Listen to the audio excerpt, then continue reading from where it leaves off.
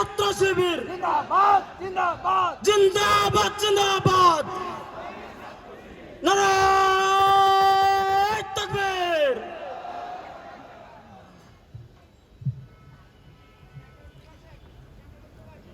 আউযু বিল্লাহি মিনাশ শাইতানির রাজীম। বিসমিল্লাহির রহমানির রহিম। ইন্নাল হামদুলিল্লাহ ওয়াসসালাতু ওয়াসসালামু আলা রাসূলিল্লাহ। আম্মা বাদ। মার্চ ফর দাঁড়িপাল্লার এই মহতী আয়োজনে উপস্থিত সম্মানিত অতিথিবৃন্দ, আমার সামনে উপস্থিত আগামীর বাংলাদেশ পরিচালনায় যারা সবচেয়ে বড় ভূমিকা রাখবেন, সম্মানিত ভোটারবৃন্দ, সম্মানিত উপস্থিতি, আশা করছি আপনারা সকলে ভালো আছেন। সংগ্রামী উপস্থিতি, আপনারা জানেন অপার সম্ভাবনাময় বাংলাদেশের অগ্রযাত্রাকে গতিশীল করতে এদেশের ছাত্র সমাজ বারবার বুকে রক্ত ঢেলে দিয়েছে।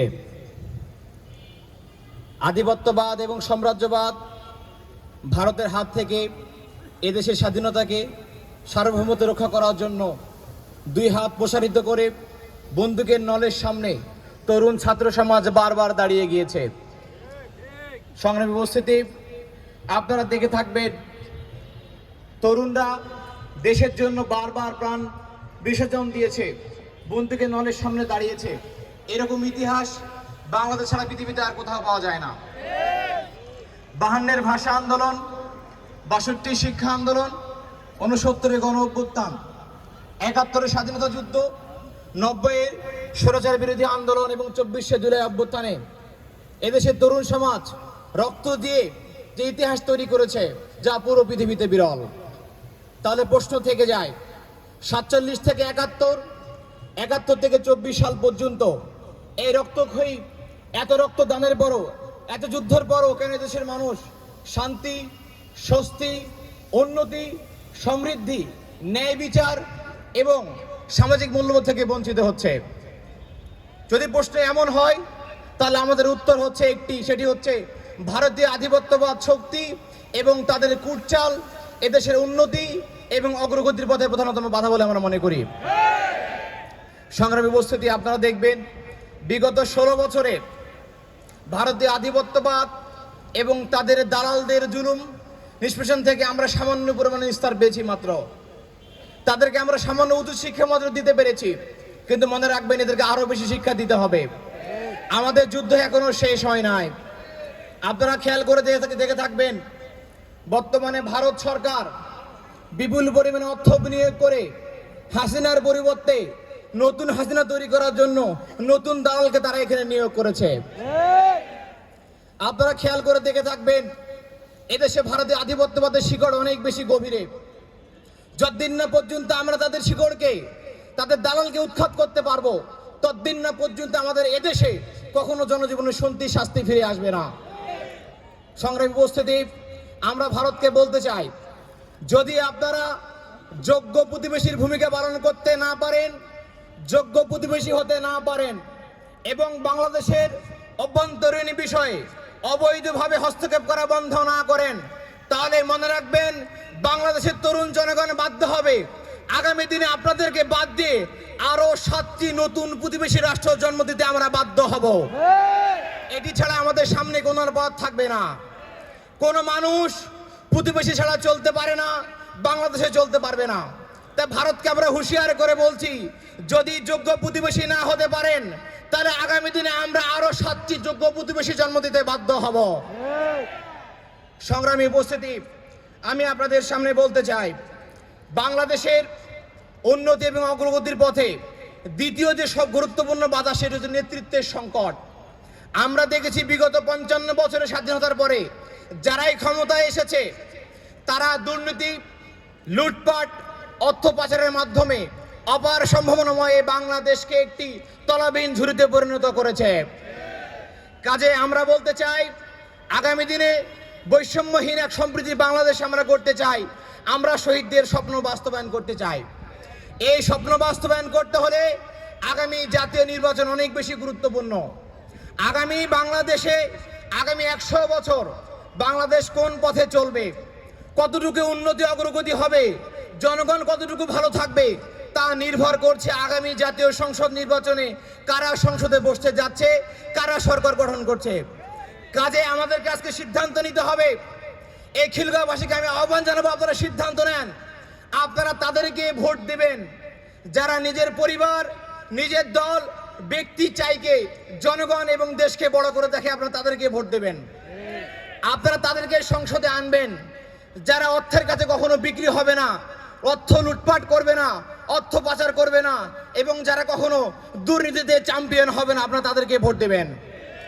আপনারা তাদেরকে সংসদে আনবেন যারা আগামী দিনে চক্ষু শীতলকারী নতুন প্রজন্ম তৈরি করতে পারবে। আপনারা তাদেরকে ভোট দেবেন যারা আগামী দিনে নদীর পানির ন্যায্য হিস্সা আদায় করার মাধ্যমে উত্তরবঙ্গের কৃষকদের মুখে হাসি ফোটাতে পারবে। আপনারা তাদেরকে সংসদে নিয়ে আসবেন। আপনারা তাদেরকে সংসদে আনবেন যারা সীমান্তে বাংলাদেশের নিরাপত্তা প্রদান করতে সক্ষম হবে এবং আর কোনো বাংলাদেশিকে ফেলানির মতো করে তার কাটার বেড়ার মধ্যে ঝুলে মৃত্যুবরণ করতে হবে না। যারা এই সক্ষমতা রাখে তাদেরকে আপনারা আগামী দিনে ক্ষমতায় আনবেন। আগামী দিনে আপনারা তাদেরকে ভোট দেবেন যারা আধিপত্যবাদ এবং সাম্রাজ্যবাদ ভারতের চোখে চোখ রেখে কথা বলার মতো যোগ্যতা রাখে। আপনারা তাদেরকে ভোট দেবেন যারা 28শে অক্টোবর পিলখানা হত্যাকাণ্ড, শাপলা গণহত্যা, আল্লামা সাইদি সাহেবের রায় পরে গণহত্যা এবং জুলাই গণহত্যার বিচার করতে সক্ষম। আপনারা সেই দলকে ভোট প্রদান করবেন। আপনারা তাদেরকে ভোট দেবেন যারা খুনি হাসিনা এবং তার দোষরদেরকে ভারত থেকে টেনে হিসেবে এনে তাদের ফাঁসি কার্যকর করতে হবে এমন বলিষ্ঠ যোগ্য নেতাকে আপনারা প্রধানমন্ত্রী বানাবেন। আপনারা পাবেন কিনা? সংগ্রামী উপস্থিতি, আমরা বলতে চাই আপনারা এমন কোন দল, এমন কোন ব্যক্তিকে ভোট দিবেন না যে দলের কাছে তার কর্মীরা নিরাপদ নয়, যে দলের মধ্যে অর্থের লোভে, স্বার্থের কারণে একজন নেতা তার কর্মীকে খুন করতে পারে, একজন কর্মী তার নেতাকে খুন করতে পারে। এমন দলকে আমরা ক্ষমতায় আনতে চাই না। যে দলের হাতে তার কর্মীরা নিরাপদ নয়, সে দেশ, তাদের হাতে বাংলাদেশ কখন নিরাপদ নয়, এটা আমরা স্পষ্ট আজকে বুঝে গিয়েছি। সংগ্রামী উপস্থিতি, যে দলের মধ্যে আনুগত্য নাই, শৃঙ্খলা নাই, ভালোবাসা নাই, নীতি নৈতিকতা নাই, এমন কোন দলকে আমরা ভোট প্রদান করব না। খিলগাঁওবাসীকে আমি আহ্বান করব, আপনারা কোনো চাঁদাবাজ, কোনো দখলদার, কোনো ধর্ষকদেরকে ভোট দিবেন না। আপনাদের সমাজে যারা চাঁদাবাজি করে এবং চাঁদাবাজি করতে সহযোগিতা করে এবং চাঁদাবাজি করায়, এদেরকে আপনারা সামাজিকভাবে বয়কট করে দেন।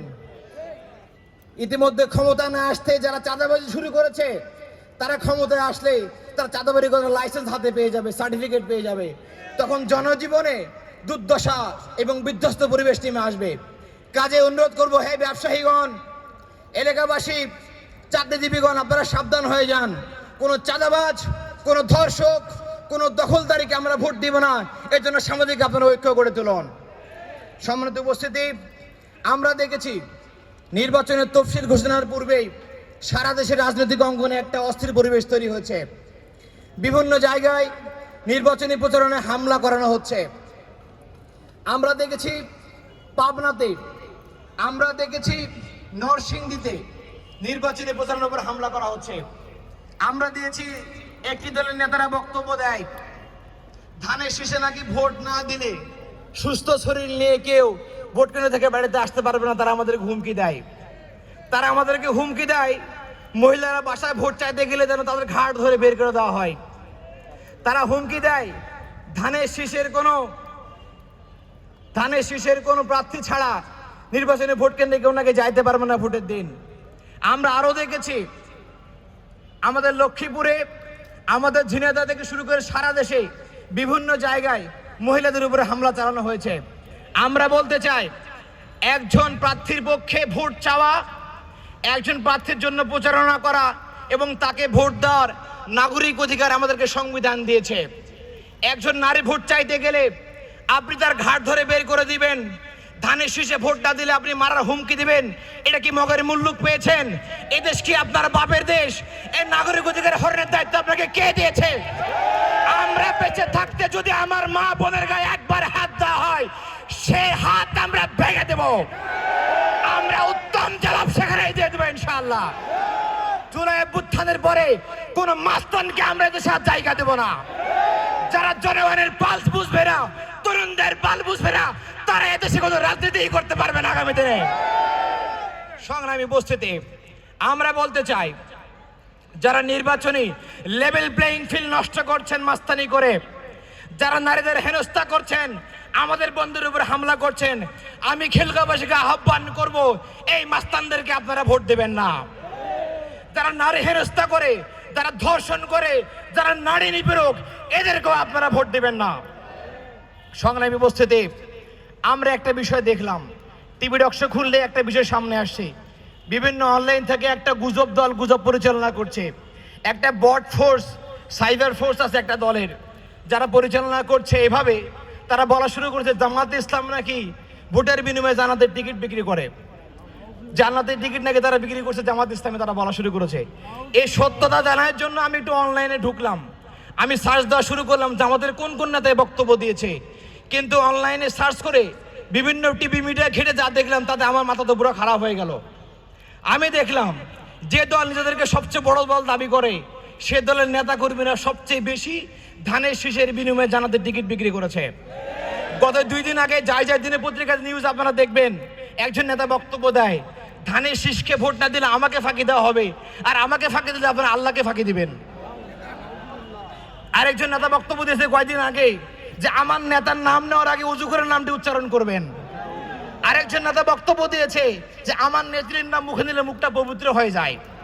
আরেকজন বক্তব্য দিয়েছেন তারা নাকি মনে করে ধানের শীষে ভোট দিলে জান্নাতও পাওয়া যায়। তাহলে জামাতের নামে যে মিথ্যা প্রপাগান্ডা আপনারা চালালেন, আপনারা একটা বট দলে পরিণত হয়েছেন, আপনারা গুজব দলে পরিণত হয়েছেন, আপনাদের কেন্দ্রীয় পেজগুলো গুজব তৈরি কারখানাতে পরিণত হয়েছে, প্রত্যেক নেতা কর্মী একটা গুজব বলে নেতা কর্মীতে পরিণত হয়েছে। সংগ্রামী উপস্থিতি, আমরা বলতে চাই যারা এরকম বক্তব্য দিয়ে রাজনৈতিকভাবে দেশবাসীকে প্রতারণা করছে, এই সমস্ত প্রতারককে আপনারা আগামী দিনে ভোট দিবেন না। আপনারা সিদ্ধান্ত নেন, কোন ধর্ষক, কোন চাঁদাবাজ, কোন প্রতারক, কোন টেন্ডারবাজ, কোন দখলদারকে আমরা আগামী দিনে ভোট দেব না। সংগ্রামী উপস্থিতি, আমি বলতে চাই জাতির ভাগ্য নির্ধারণী গুরুত্বপূর্ণ জাতীয় নির্বাচনে যাদের শত অদক্ষতা থাকা সত্ত্বেও গায়ের জোরে ভোট কেন্দ্র দখল করতে চায়, গায়ের জোরে ভোট ম্যানিপুলেট করে যারা ক্ষমতা আসতে চায়, সংসদ দখল করতে চায়, তাদেরকে আমরা বলতে চাই, তাদেরকে আপনারা দেখিয়ে দিবেন যে কালো টাকা দিয়ে এবং পেশি শক্তি দিয়ে ভোট ম্যানিপুলেট করার দিন শেষ। এটি তারুণ্য নির্ভর তরুণ সমাজদের বাংলাদেশ। এখানে কোনো কালো টাকা ছড়াছড়ি টাকা দিয়ে আপনারা কারো ভোট কিনতে পারবেন না। পরিশেষে যে কথাটি বলতে চাই,